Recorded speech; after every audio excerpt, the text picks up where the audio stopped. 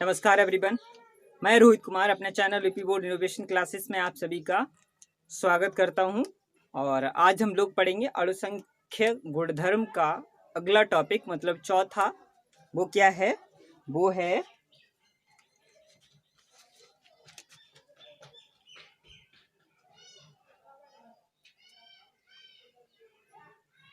ठीक है, वो क्या है?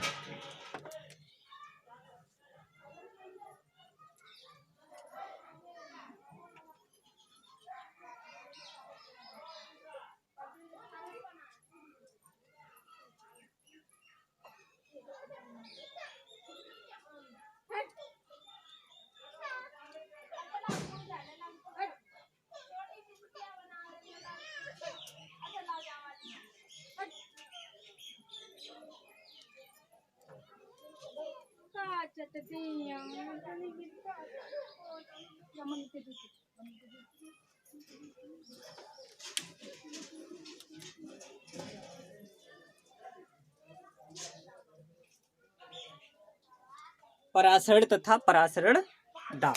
ठीक है, तो चलिए आज हम लोग पढ़ेंगे परासरण तथा परासरण दाब। ठीक है, और संख्य गुणधर्म का अगला टॉपिक है परासरण तथा परासरण दाब। ठीक है, अगर अभी तक आपने चैनल को सब्सक्राइब नहीं किया है तो जरूर कर लें। ठीक है, और अधिक से अधिक शेयर करें, जिससे कि आर्थिक रूप से कमजोर गांव में रहने वाले छात्र छात्राएं इस वीडियो का संपूर्ण लाभ उठा सके। ठीक है, चलिए पढ़ते हैं हम लोग। तो इसमें सबसे पहले हमें क्या पढ़ना है कि परासरण क्या होता है। चलिए देखते हैं परासरण। इसी में से हम पहले देखेंगे परासरण क्या होता है।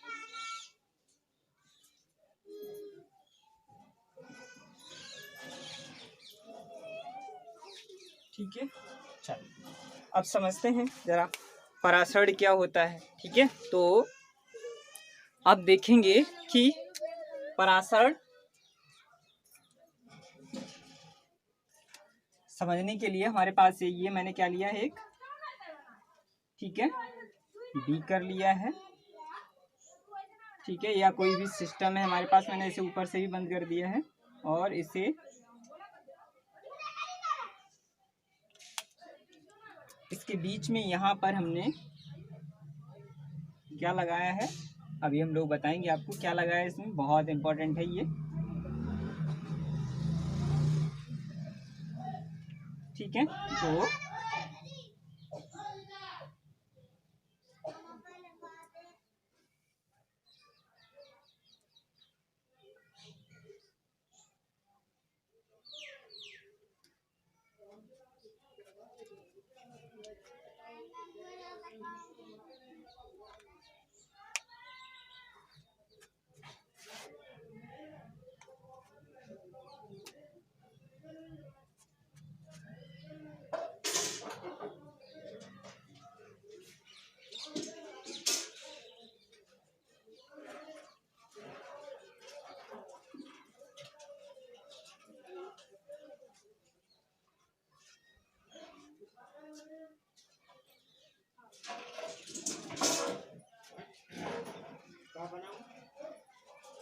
ठीक है, तो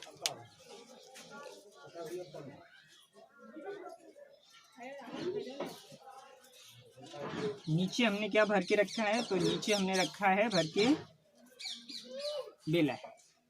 क्या रखा है? सॉरी, विलय नहीं, विलायक।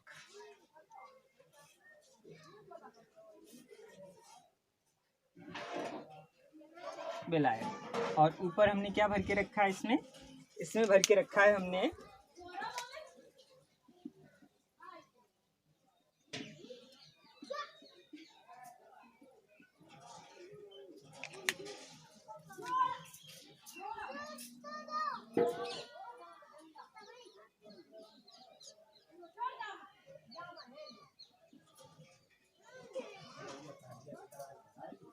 ठीक है, तो इसमें हमने क्या भर के रखा है? इसमें भर के रखा है बिलियन। क्या भर के रखा है? बिलियन। ठीक है, तो चलिए अब परासरण क्या होता है वो हम समझते हैं इस छोटे से चित्र से। ठीक है, क्या होता है कि ये जो विलायक है, ठीक है, ये जो विलायक है, तो ये विलायक के जो अणु होते हैं वो विलयन में, ठीक है, एक अर्धपारगम्य झिल्ली, ठीक है, इसे बोलते हैं एक अर्धपारगम्य झिल्ली। ये क्या है भाई?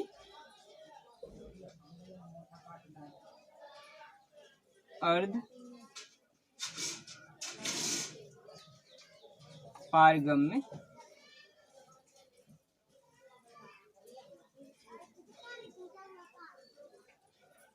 झिल्ली, ठीक है, परमेबल मेम्ब्रेन, ठीक है। तो परासरण क्या होता है? तो परासरण यही होता है कि जो विलायक होता है, तो विलायक के अणु अर्धपारगम्य झिल्ली से किसमें विसर्जित होते हैं? किसमें चले जाते हैं? विलयन में चले जाते हैं, ठीक है। तो और वो किससे होके जाते हैं? तो अर्धपारगम्य झिल्ली से होके जाते हैं, ठीक है। तो अर्धपारगम्य झिल्ली से विलायक के अणुओं को तो निकल जाने देता है, ठीक है। जो अर्धपारगम्य झिल्ली होता है वो विलायक के अणु इसमें से इसमें चले जाते हैं, ठीक है। क्या होता है? ये जो है ना, वो ये अणु जो है वो इसमें आसानी से इंटर करके कहाँ निकल जाएंगे? इस तरह, ठीक है।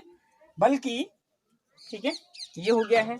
अब एक चीज और होता है कि जो विलयन होते हैं उसमें विलय, विलायक और विलय और विलयन, इनमें एक रिलेशन होता है। वो क्या होता है कि जो विलायक के अणु होते हैं, जो विलायक के अणु होते हैं वो हमेशा क्या होते हैं? तनु विलयन से सांद्र विलयन की ओर विसर्जित होते हैं। या ये भी कह सकते हैं कि जो विलयन होता है वो विलयन किस तरफ गति करेगा? तो हमेशा वो किधर?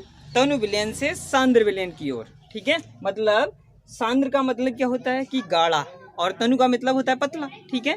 जैसे मान लो कि चाशनी, जैसे आपने शरबत बनाया है, ठीक है, एक जगह शरबत बनाया, उसमें आधा किलो चीनी और 1 लीटर जल में घोल दिया, ठीक है।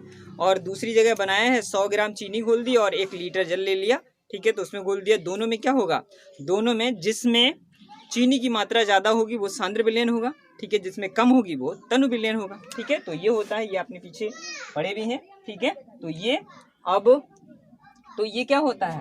हम ये भी कह सकते हैं कि विलायक के अणु विलयन में अर्धपारगम्य झिल्ली से होकर जब स्वतः प्रवाहित होते हैं तो इसी प्रक्रिया को हम क्या कहते हैं? परासरण कहते हैं। क्या कहते हैं? परासरण कहते हैं, ठीक है। विलायक के अणु, ठीक है, अर्धपारगम्य झिल्ली से होकर विलयन में स्वतः क्या होते हैं? स्वतः प्रवाहित होते हैं, तो हम इसे क्या कहते हैं? परासरण कहते हैं। इस क्रिया को क्या कहते हैं? परासरण कहते हैं, ठीक है। अब हम इसे लिखते हैं, ठीक है, चलिए, ठीक है। तो विलायक के अणुओं का अर्धपारगम्य झिल्ली से होकर क्या? विलायक विलयन की ओर या तनु विलयन से सांद्र विलयन की ओर स्वतः प्रवाह क्या होता है? स्वतः प्रवाह क्या कहलाता है? परासरण कहलाता है। तो वही हमने यहाँ पर आपको बताया है, ठीक है। इसके अणुओं का अर्धपारगम्य झिल्ली से होकर विलयन में स्वतः प्रवाह क्या कहलाता है? परासरण कहलाता है, ठीक है। अब इसमें एक शब्द आया है, वो क्या है? वो अर्धपारगम्य झिल्ली, ठीक है। कौन सा शब्द आया है? अर्धपारगम्य झिल्ली।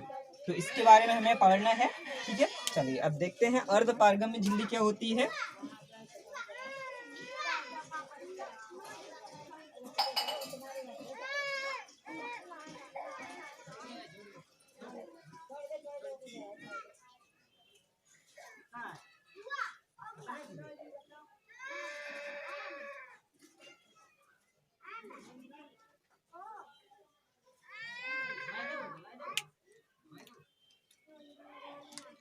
ठीक है, तो अब अर्धपारगम्य झिल्ली बहुत ही इंपॉर्टेंट होती है ये भी, ठीक है। तो अर्धपारगम्य जो झिल्ली होती है, ठीक है, वह झिल्ली, ठीक है, क्या? वह झिल्ली मतलब ये वाली झिल्ली, ठीक है, जो अति सूक्ष्म छिद्रों, ठीक है, क्या होते हैं इसमें? बहुत ही अति सूक्ष्म दर्शीय छिद्र होते हैं, ठीक है, जिसमें से सिर्फ विलायक के कण गुजर सकते हैं और विलयन में उपस्थित विलय के कण इसमें से नहीं गुजर सकते हैं। तो इस प्रकार की झिल्ली को हम क्या कहते हैं? अर्धपारगम्य झिल्ली कहते हैं। ठीक है, वो देखिएगा, देखो जैसे बिलायक के कण है वो इसमें चले जाते हैं, लेकिन ये विलयन है ना, इस विलयन में क्या है? इस विलयन में ये जो कण हैं ये किसके हैं भाई? ये जो ब्लैक वाले हैं, मैंने यहाँ पे दिखाया है, ये जो ब्लैक है ये क्या है? ये तो विलायक है, ठीक है, क्या है? विलायक है। लेकिन रेड वाला क्या है? रेड वाला क्या है? तो रेड वाला विलय है भाई, ठीक है, विलय है। ठीक है, तो विलय के कण क्या होते हैं?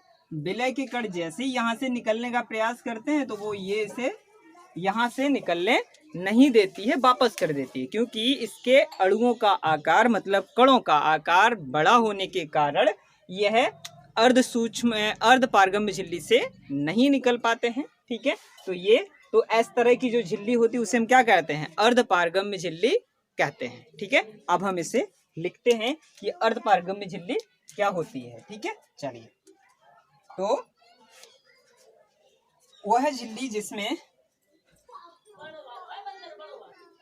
कहते हैं, ठीक है, वह झिल्ली जिसमें से अति सूक्ष्म मतलब जिसमें अति सूक्ष्मदर्शी छिद्रों का एक जाल होता है। ठीक है, जिसमें से क्या होता है? जिसमें से विलायक के अणु तो गुजर जाते हैं लेकिन विलय के अणु नहीं गुजर पाते हैं, तो इस प्रकार की झिल्ली को क्या कहते हैं? अर्धपारगम्य झिल्ली कहते हैं। ठीक है, इस अर्धपारगम्य झिल्ली को अंग्रेजी में SPM, ठीक है, क्या बोलते हैं? SPM, ठीक है, SPM बोलते हैं। और इसकी फुल फॉर्म होती है, मैं कहाँ पे लिख, यहाँ पे लिख देता हूँ, इसे अंग्रेजी में बोलते हैं सेमी परमिएबल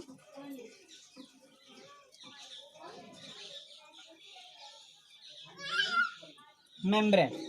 ठीक है, SPM। ठीक है, तो ये था आपका क्या? परासरण और अर्धपारगम्य झिल्ली। अब हम बात करते हैं परासरण दाब की। ठीक है,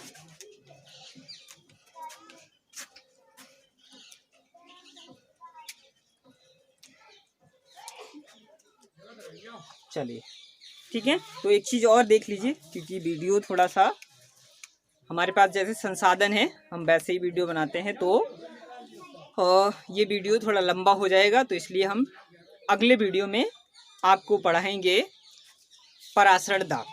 ठीक है, क्या पढ़ाएंगे? परासरण दाब। बहुत इजी है ये चीज़ें, अगर जो आपको दोनों पता है तो आप परासरण दाब बहुत आसानी से सीख सकते हैं।